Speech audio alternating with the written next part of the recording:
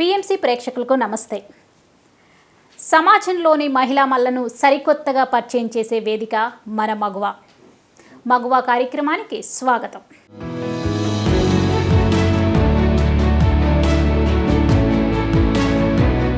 కథలు రాయడం కాదు, కథల్లో సామాజిక బాధ్యతకు ప్రాధాన్యం ఇవ్వడం ప్రాముఖ్యమని నమ్ముతారు ఆవిడ. అందుకే ఆమె కథలు సమస్యకు పరిష్కారం చూపినట్టుగా ఉంటాయి. బంధాలు బాంధవ్యాలకు మార్గనిర్దేశం చేస్తాయి. ఆలోచింపజేసే కథనాలే కాదు, ఆహ్లాదపరిచే హాస్య కథలు కూడా ఆమె కలం నుంచి జాలువారుతాయి.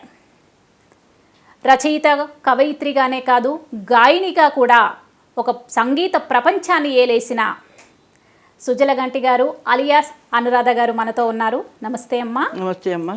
ఎలా ఉన్నారు? బాగానే ఉన్నానమ్మా. గోదావరి తీరంలో పురుడు పోసుకున్నారు. గోదావరి తీరంలో మీ బాల్యం ఎలా జరిగింది, ఎలా గడిచింది? చిన్నతనం అంటే 8 ఏళ్ల వయసు దాకాను గోదావరి తీరంలోనే ఉన్నాను, రాజమండ్రిలోను. 12 మంది సంతానంలో ఆఖరిదాన్ని. 12 మంది సంతానంలో ఆఖరిదాన్ని. ఓకే. గారాలు అలాంటివన్నీ మాకు తెలియదు.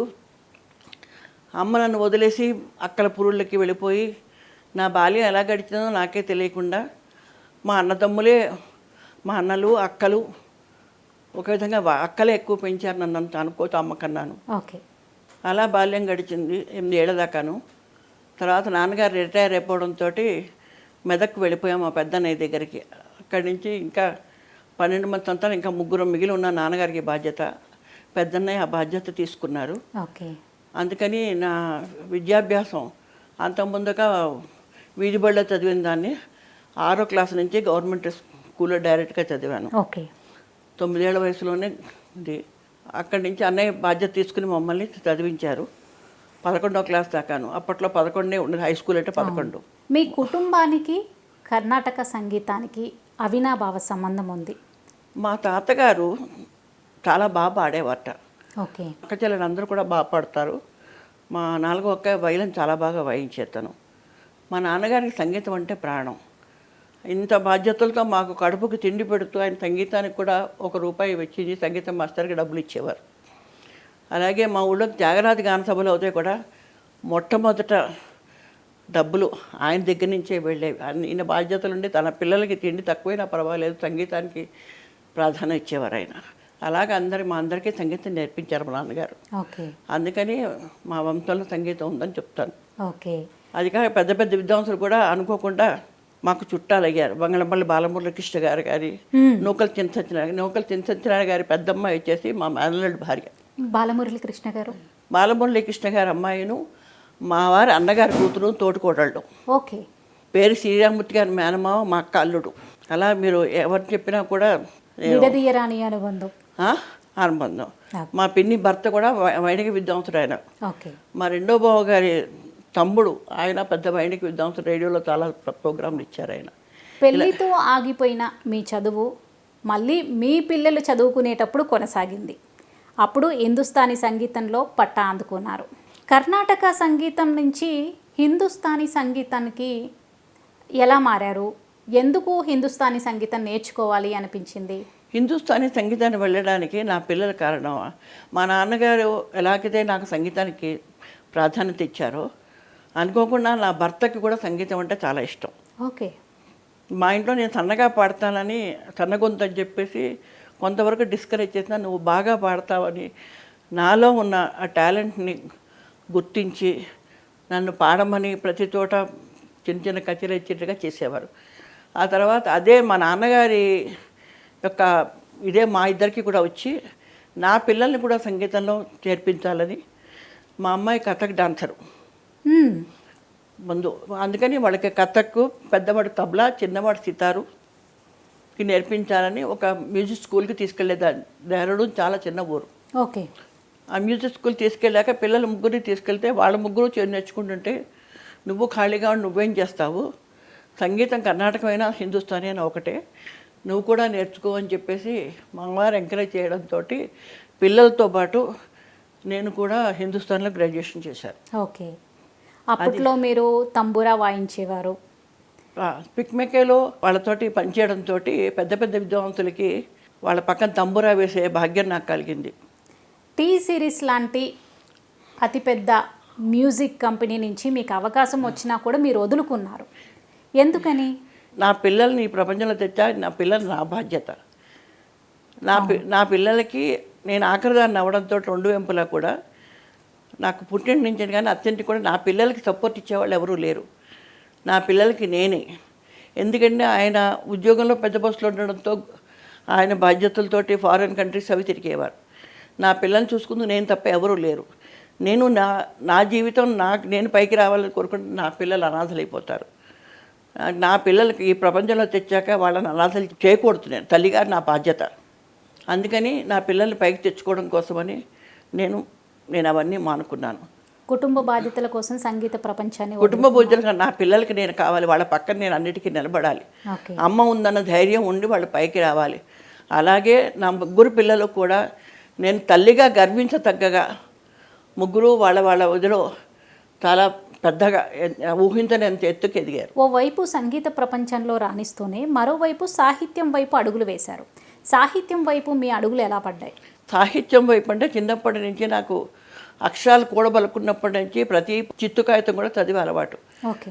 కానీ మేము కొంచెం అంటే పెద్ద ఫ్యామిలీ, అంత డబ్బులు పెట్టి పుస్తకాలు కొనే అవకాశం లేకపోయినా కూడా నాలో చదవాలన్న తపన ఉండడంతో కాశీమజిలీ కథలు 12 భాగాలు, రెండోది 16 భాగాలు భారతం, ఇవన్నీ అక్షరాలు కూడబలుకుంటూ చదివేదాన్ని. ఆ తర్వాత మెదక్కి వెళ్ళాక అప్పట్లో ప్రజామత, కృష్ణాపత్రిక, యువ ఇలాంటి పెద్ద భారతి మా చుట్టుపక్కల వాళ్ళు కొనేవారు. వాళ్ళ అత్తయ్య గారు అని చెప్పి అవి చదివి నాలో ఏదో రచయితలు అంటే ఒక ఆరాధన భావం ఉండేది. ఆ రచనలని చదివాక నేను కూడా ఎప్పుడైనా రాయగలుగుతానా అని చిన్నప్పటి నుంచే బీజం పడింది నాలో. అలా పెరుగుతూ మొక్క అయ్యి 78వ సంవత్సరంలో అనుకోకుండా ఒక కుర్రవాడు మా ఇంటికి, డెహ్రాడూన్లో మా ఇంట్లో బ్యాచులర్స్కి మా ఇల్లు ఒక పుట్టిల్లు లాగా, వాళ్ళ అమ్మల్ని మిస్ అయిపోయినట్టుగా నా దగ్గర వచ్చి ఆదివారాలు మా ఇంట్లో గడిపి భోజనం చేసి వెళ్ళేవారు. అందులో ఒక రచయిత పరిచయం, మీరు కూడా రాయండి అంటే ఒక 2 కథలు రాశాను. మొట్టమొదటి కథ ఆంధ్రప్రభలో పడింది. ఓకే. ఆ తర్వాత తిరిగి వచ్చిన కథలు ఉన్నాయి కాబట్టి ఇంక నాకు రాయడం చేత కాదని దాన్ని మళ్ళీ నేను సంగీతం వైపు తిప్పుకున్నాను.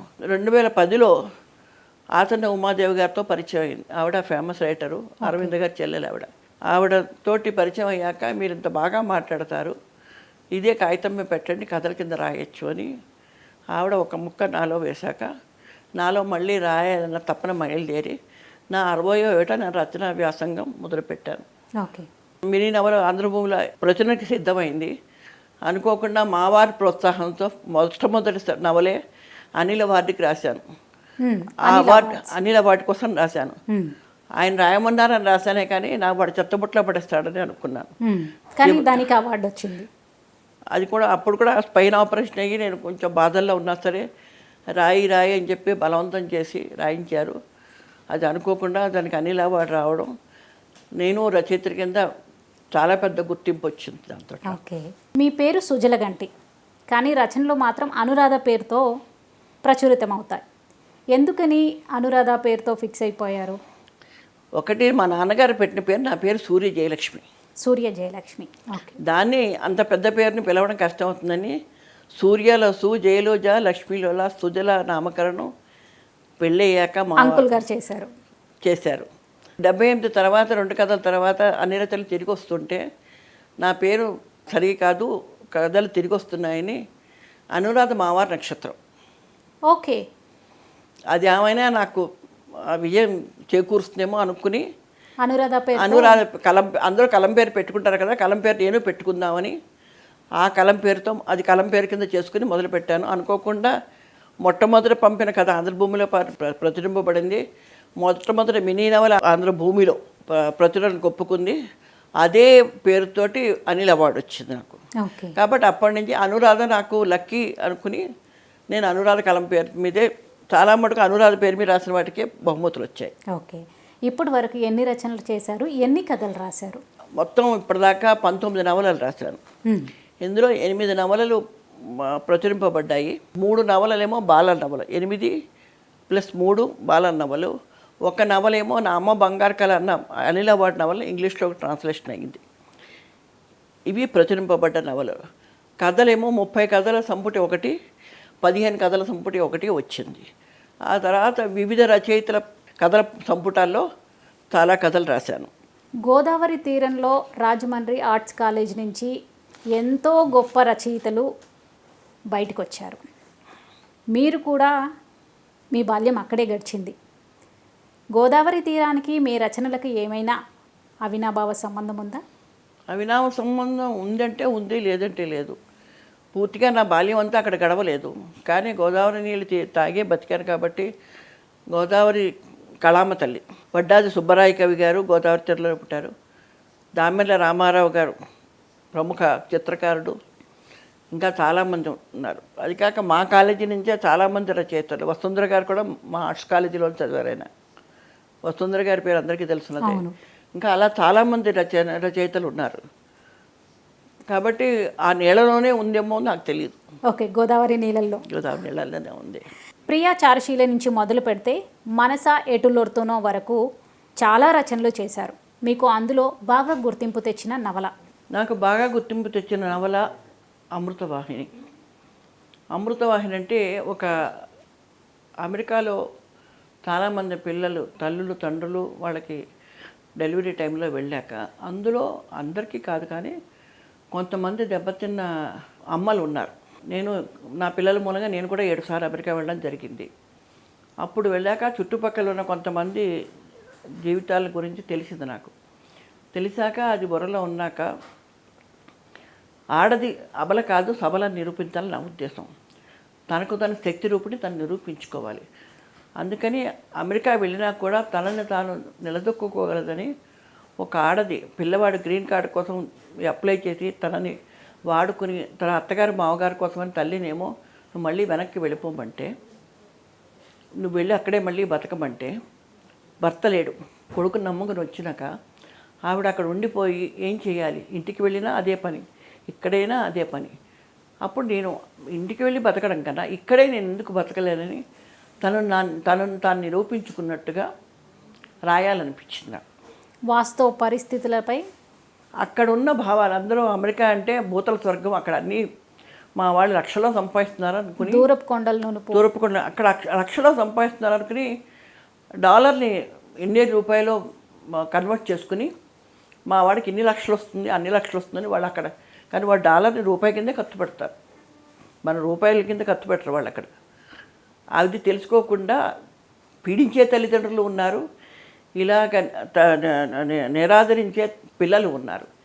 ఈ నేపథ్యంలో అమెరికా జీవితం ఎలా ఉంటుందని తీసుకోవాలని చెప్పేసి నేను ఈ నవల రాయడం జరిగింది. దీని మూలంగా నిజమైన బాధ్యతలు చాలామంది ఉండబట్టి ఆ బాధ్యతలందరూ ఇది మా కథే అనుకునేటట్టుగా అనుకోవడం జరిగింది. అందుకే దానికి ఎక్కువ గుర్తింపు వచ్చింది. మధ్యతరగతి జీవితాల్లో జననమే కాదు మరణం కూడా ఖరీదైనదే, ఇది నగ్న సత్యం. అమ్మ వీలునామాలో మరణంపై మీరు ఒక మాట రాశారు. నా మరణానికి ఎవరూ ఏమీ ఖర్చు పెట్టనవసరం లేదు, నా శవాన్ని హాస్పిటల్కి డొనేట్ చేయండి అని. అంటే ఆ లైన్ రాయడానికి ఎంతో మానసిక వేదన అనుభవిస్తే కానీ ఆ లైన్ రాయడానికి ప్రేరేపించిన ఘటనలు ఏమైనా ఉన్నాయమ్మా? నా చుట్టుపక్కల నా చుట్టాల్లోనే కొంతమంది తండ్రి చస్తే చితి పెట్టడానికి రానని కొంతమంది, అయితే నేను గుడ్డు చేయించుకోనని చెప్పి కొంతమంది, చావు కూడా ఇంత ఖర్చు పెట్టాలని కొంతమంది అనుకునే పిల్లల్ని చాలామందిని చూశాను. కానీ చావుకు కూడా తక్కువేం ఖర్చు అవుతుంది, ₹1,00,000 కూడా ఖర్చు అవుతుంది. కొంతమంది పిల్లలకి ₹1,00,000 కూడా ఎక్కువే అవ్వచ్చు. అలాంటప్పుడు ఈ ఖర్చులు ఇవన్నీ అవసరమా అని చెప్పి అనిపించింది. అందుకని అమ్మ వీలునామాలో అన్న కథ రాయడానికి అది ప్రేరణ నాకు. ఈ సంఘటనలన్నీ నన్ను ప్రేరేపించాయి. రేపొద్దున నా పిల్లలు అలా చేస్తారని కాదు, ఒకవేళ అలా చేయాల్సిన అవసరం రాకుండా ముందే బాడీ డొనేషన్కి ఇచ్చేస్తే ఏ గొడవ ఉండదు కదా, వాళ్ళకి ఆ బాధలు ఉండవు, ఈ బాడీకి ఇంకో మనిషికి ఉపయోగపడుతుంది అని నా ఉద్దేశంతో అమ్మ వీలునామా అన్న కథ రాశాను. చావు తర్వాత కూడా ఇంకొకరికి ఉపయోగపడుతుంది. అమృతవాహినిలో మీరు ఒక మాట రాశారు, నేను నిన్ను చదివిస్తాను, నువ్వు మరొకరిని చదివించు అని. అంటే చైన్ సిస్టమ్, ఒక సామాజిక బాధ్యత. ఎందుకని సామాజిక బాధ్యతకు మీ రచనలో పెద్దపీట వేస్తారు? ఎందుకంటే నేను చేయడమే కాదమ్మా, నేను ఒక పని మంచి పని చేశానంటే అది ముందు తరం వాళ్ళు కూడా చేసేటట్టుగా ఉండాలి. అందుకని ఇప్పుడు నేను ఒక పద్ధతి పెట్టాను, ఒక పిల్లవాడిని చదివించాక నువ్వు ఇంకో పిల్లాడిని చదివిస్తావంటే అంటే అక్కడ వాడు చదువుకుని వాడి జీవితాన్ని వాడు ఎంజాయ్ చేయడు కదా. నేను పైకి ఎలా వచ్చానని ఆలోచించి తనలాగా ఇంకో మనిషిని పైకి తీసుకురావడానికి తాపత్రయపడితే ఈ ప్రక్రియ అన్నది ముందుకు జరుగుతూ ఉంటుంది. ఇది అందరికీ సామాజిక బాధ్యతే. నేను ఒక సమాజంలో నేను ఒక పావును మాత్రమే. అందరూ పావులే సమాజంలో, అందరూ సమాజానికి ఉపయోగపడాలన్న భావంతో వాక్యం రాయడం జరిగింది. మనస ఎటులొర్తును అనే నవలకి మీరు మ్యూజిక్ థెరపీని థీమ్గా తీసుకున్నారు. మీరు సంగీతం వైపు ఉన్నారు కాబట్టే మ్యూజిక్ థెరపీని ఇందులో మిక్స్ చేశారా? అది 100% నిజం. ఓకే. ఎందుకంటే సంగీతం ఆహ్లాదానికే కాదు, సంగీతం థెరపీ కింద కూడా పనికొస్తుంది. ఎందుకంటే అందుకే కదా తల్లి లాలిపాట పాడుతుంది పిల్లవాడికి. అవును. భాషతో సంబంధం లేదు. నువ్వు లాలిపాట పాడితే పాడుకొని ఏ పిల్లాడు ఉంటాడు. అది మన భాషే కాదు, వాళ్ళు లల్లబీ, ఇంగ్లీష్లో కూడా వాళ్ళు లల్లబీ అంటారు, వాళ్ళ భాషలో వాళ్ళు పాడతారు. అంటే తల్లి ఆ పాటలో ఉన్న మాధుర్యం చంటి బిడ్డ అనుభవిస్తారంటే. ఇంకోటి ఏమిటంటే సైంటిఫిక్గా కూడా వాళ్ళలో ఈ సంగీతం విన్నాక ఎంజైమ్స్ డెవలప్ అవుతాయని కూడా చదివాను. ఓకే. ఎంజైమ్స్ డెవలప్ అవుతాయి. దాని మూలంగానే మన శరీరంలో జరిగే రసాయన మార్పులకి సంగీతం కూడా దోహదపడుతుంది. అందుకే అంటారు సంగీతంతో రోగాలు కూడా పోతాయి. మీకు ఇవన్నీ రోగాలన్నీ కూడా ఏమిటి, మనలో ఊరే రసాలుకే మనకి కారణం. అప్పుడు ఆ రసాల కోసం ఎఫెక్ట్ ఇచ్చే సంగీతం అదే మీకు థెరపీ అవుతుంది. ఓకే. దీన్ని గణపతి సచ్చిదానంద స్వామి గారు కూడా నిరూపించారు. ఇది మీరు ఇంగ్లీష్ కథల్లో చదివితే కూడా వాళ్ళు కూడా నేను అది ఎగ్జాంపుల్ కింద ఒక నిజమైన ఘటన కూడా రాశాను నేను. ఒక పిల్లవాడికి తమ్ముడు పుడతాడు. తమ్ముడు పుట్టే ముందు తల్లి కడుపులో ఉన్నప్పుడే ముందే చెప్తుందన్నమాట, నీకు తమ్ముడు పుడతాడు నువ్వు జనే అనుకోకుండా. ఆ పిల్లవాడేమో ఇంటెన్సివ్ కేర్లో ఉంటాడు. నా తమ్ముడు నాకు కావాలని చెప్పి ఆ పిల్లవాడు ఏడుస్తాడు. అనుకోకుండా నేను చూడాలని పెడితే వాడిని ఒప్పుకోరు 5 ఏళ్ల పిల్ల. అప్పుడు వాడు లోపలికి వెళ్ళి వాడు ఒక పాట పాడతాడు. ఎందుకంటే తల్లి కడుపులో ఉన్నప్పుడు ఆ పాట పాడేవాడు. ఓకే. వాడు ఆ పాట పాడంగానే అప్పటిదాకా వాడు అసలు బతకడం అనుకున్న పిల్లవాడికిట వాడు లేచి ఏడవడం మొదలుపెట్టాడు. అంటే ఏమిటి, సంగీతంలో ఆ ప్రభావం ఉంది మనకి. అందుకోసం ఇవన్నీ ఎక్కడెక్కడో చదివని క్రోడీకరించి నిజాలు కూడా కొన్ని ఉన్నాయి. కాబట్టి మ్యూజిక్ థెరపీ గురించి అంటే నాకు సంగీతం అంటే ఇష్టం కాబట్టి మ్యూజిక్ థెరపీ నుంచి మీద కూడా రాశాను. ఎందుకంటే ఒక నవల రాయాలనుకున్నప్పుడు కొత్త సబ్జెక్ట్ ఎన్నుకుంటాను నేను. అలా ఎన్నుకోవడంలో అమ్మ బంగారు కల సెరిబ్రల్ పాలసీమే రాశాను. అది మీకు తెలుసో లేదో తెలియదు. అలాగే ఒక్కొక్క సబ్జెక్టుకి కొత్త సబ్జెక్ట్ ఎన్నుకోవడంలో మ్యూజిక్ అంటే ఇష్టం కాబట్టి మ్యూజిక్ థెరపీ. ఇంకా మ్యూజిక్ మీద ఇంకో నవల రాయాలనుంది, అది వేరే తర్వాత రాస్తాను. ఓకే.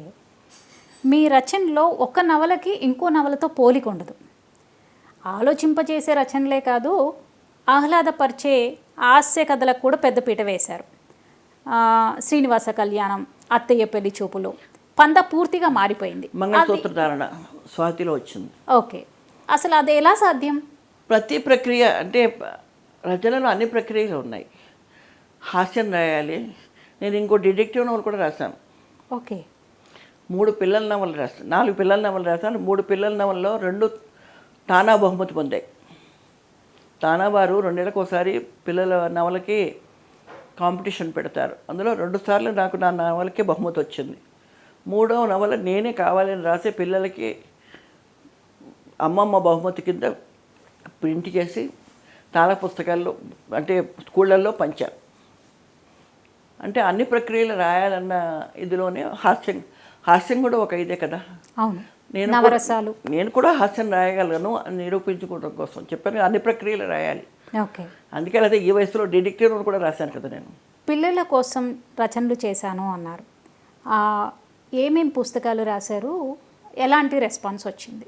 చాలా చాలా రెస్పాన్స్. అంటే తానా వాళ్ళ బహుమతి పొందిందంటేనే ఒక విధమైన ఇది. అది అందులో ఎంత సేల్ అయిందన్నది నాకు తెలియదు. ఎందుకంటే వాళ్ళే ప్రచురించుకుని వాళ్ళే చేసుకుంటారు. మాకు అందులో సంబంధం లేదు. ఆ 2 నవలకి నాకేం సంబంధం లేదు. విద్యామందిరానికి కూడా బాగానే నేను కొన్ని పుస్తకాలు ఫ్రీగా ఇచ్చాను, కొన్ని పుస్తకాలు బాగానే అమ్ముడుపోయాయి. కానీ చెప్పాలంటే ఈ మధ్య ఇంగ్లీష్ చదువులు వచ్చాక తెలుగు చదవడం చాలామంది తగ్గిపోయింది. కాబట్టి అంతకన్నా ఎక్కువ రెస్పాన్స్ వస్తుందని మనం అనుకోక్కర్లేదు. కానీ మీ నవలకు చాలా రెస్పాన్స్ వచ్చింది. ఇప్పుడున్న జనరేషన్లో కంప్లీట్గా కంప్యూటర్ యుగం, సోషల్ మీడియా వచ్చేసింది, టీవీలో వచ్చేసాక ఎంతసేపు టైం దొరికిందా మొబైల్ పట్టుకున్నామా, లేదు టైం దొరికిందా సిస్టమ్ ముందు కూర్చున్నామా అన్నట్టుగా ఉంది. మీ రచనల వైపు యూత్ మళ్ళాలి అంటే ఎలాంటి, ఇప్పుడు మీరు ఇంత ముందుకు చెప్పారు నవరసాలు నేను రాయగలను అని, యూత్కి సుజలా గారి పుస్తకాలు ఎంతవరకు రీచ్ అయ్యాయి? అంత బాగా తెలియదమ్మా. కానీ ఒకసారి నేను సాహిత్య సభకు పెడితే ఒక యువ రచయిత 60 ఏళ్ల వాళ్ళందరికీ మీకు బహుమతులు ఇస్తున్నారు, మా యూత్కి బహుమతులు రావటం లేదు, వాళ్ళకి ఆఖరికి ఒక రచనలో సెల్ ఫోన్ అన్నది ఉంది, ఆ సెల్ ఫోన్ గురించి రాయాలన్న విషయం కూడా తెలియదు, అలాంటి వాళ్ళకి మీరు ఎలా బహుమతులు ఇస్తున్నారు అని అన్నారు. అన్నప్పుడు నేను 52-55 ఏళ్ళ కంప్యూటర్ నేర్చుకున్నాను. అది కూడా మా అమ్మాయి నువ్వు నేర్చుకో అని చెప్పి ఫోర్స్ చేస్తే నేర్చుకున్నాను. ల్యాప్టాప్ కొనిపెట్టారు, అసలు ల్యాప్టాప్ ఆపరేట్ చేయడం అది నేర్చుకున్నాను. అలాంటి పద్ధతి అప్పుడు నాకు వీళ్ళు అనిపించా. ఫేస్బుక్ కూడా వాళ్ళే చూపించారు నాకు. అప్పుడు ఆ అబ్బాయి అన్నాక నాకు తట్టింది, ఎందుకు మేము అంటే మోడర్న్ టెక్నాలజీకి మా కథలో ఎందుకు రాయనివ్వలేము. అందుకనే ఫేస్బుక్ అని ఒక కథ రాశాను నేను. ఓకే. దానికి నవ్విలో బహుమతి వచ్చింది. చిన్న క్యాన్సర్ పేషెంట్, చిన్న పిల్లవాడు ఉంటే పిల్ల వాళ్ళకి ఫేస్బుక్ అకౌంట్ ఓపెన్ చేసి ఆ ఫేస్బుక్ మాధ్యమం ద్వారా ఆ పిల్ల ఎంత బాగా తనని తాను మలుచుకుందన్న విషయం మీద ఆధారపడ. దానికి అప్పుడు ఎక్కువ యువతే స్పందించింది. అంటే యువత స్పందించాలంటే ఇప్పుడున్న సమస్యలు తీసుకుని, అంటే పాతకాలం రచయితలాగా మరి అన్ని ప్రేమ కథలే కాదు, అన్నీ ఇదే కాదు, ఇప్పుడు ప్రస్తుతం ఉన్న సమస్యల గురించి రాస్తే యూత్ కూడా తప్పకుండా చదువుతుందమ్మా. ఓకే. మూసధోరణి కాకుండా సామాజిక ఇతివృత్తాన్ని తీసుకుంటే రచనలు యువతకు దగ్గర చేయొచ్చు అంటారు. చాలా తక్కువ కాలంలో రచయితలు ఒక పుస్తకం అచ్చు వేయించడానికి, ప్రచురితం చేయడానికి దాదాపు 1 సంవత్సరం, 2 సంవత్సరాలు, 3 సంవత్సరాలు అలా పడుతుంది ఒక పుస్తకానికి. కానీ మీరు చాలా తక్కువ కాలంలో దాదాపు 14 పుస్తకాలు మీ ప్రచురితమయ్యాయి. ఎలా ఉంటుంది ఆ ఫీలింగ్? దీనికి క్రెడిట్ అంతా మా వారికి పెడుతుందమ్మా. ఓకే. రాయడం నేనే రాస్తున్నా కూడా నన్ను మానసికంగా సపోర్ట్ ఇచ్చేది నా భర్త. కనుక పుస్తక ప్రచురణ మామూలు కాదు. ఒక్క పుస్తకం ఏంటంటే 45,000 దాకా ఖర్చు అవుతుంది. అది అమ్ముడు పోతాయి లేదు, ఒకవేళ అమ్మినా కూడా పుస్తకాలు 50% కూడా ఇవ్వరు. కానీ అయినా కూడా వద్దన్నా కూడా లేదు, ప్రజల్లోకి చేరాలి, ఈ రచనలు ఇలా ఉండకూడదని చెప్పేసి నిజంగా ప్రోత్సహిస్తున్నవారు మావారు. ఓకే. నా రచనలు వెనక కాదు, నన్ను రాయమని అంటే మాటతోనే కానీ ప్రోత్సాహం అయింది ఉంది. మీ రచనల వెనక సుమో గారి ప్రోత్సాహం ఉంది, చాలా ఉంది.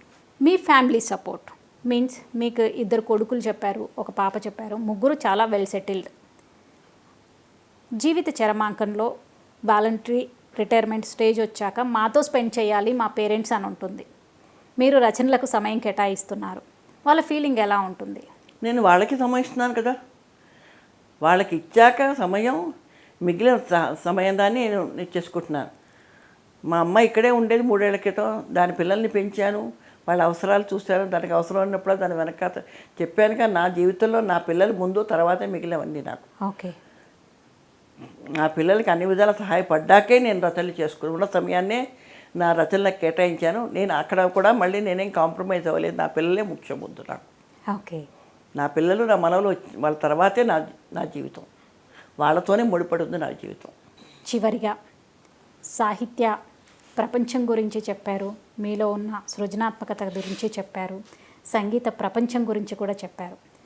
బాలమురళీకృష్ణ లాంటి మహామహులు, వారి రక్తం, వారి కుటుంబ నేపథ్యం నుంచి వచ్చిన మీరు మా కోసం ఒక చిన్న రాగం. సరస్వతి నమోస్తుతే శారదే విద్యాప్రదే, సరస్వతి నమోస్తుతే శారదే విద్యాప్రదే, సరస్వతి.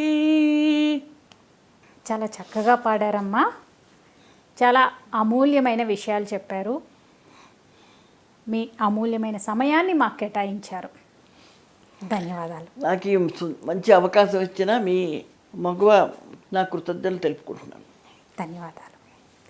చూశారు కదండి, చేయాలనే పట్టుదల, సాధించాలనే తపన ఉంటే అవిటితనం అడ్డు కాదు. ఏ వయసులో చేశామన్నది కాదు, లేటుగా స్టార్ట్ చేసిన, లేటెస్ట్గా ట్రెండ్ క్రియేట్ చేస్తున్న సుజలగంటి గారి అంతరంగం. మరో ఎపిసోడ్తో మళ్ళీ కలుసుకుందాం. అంతవరకు సెలవు. నమస్తే.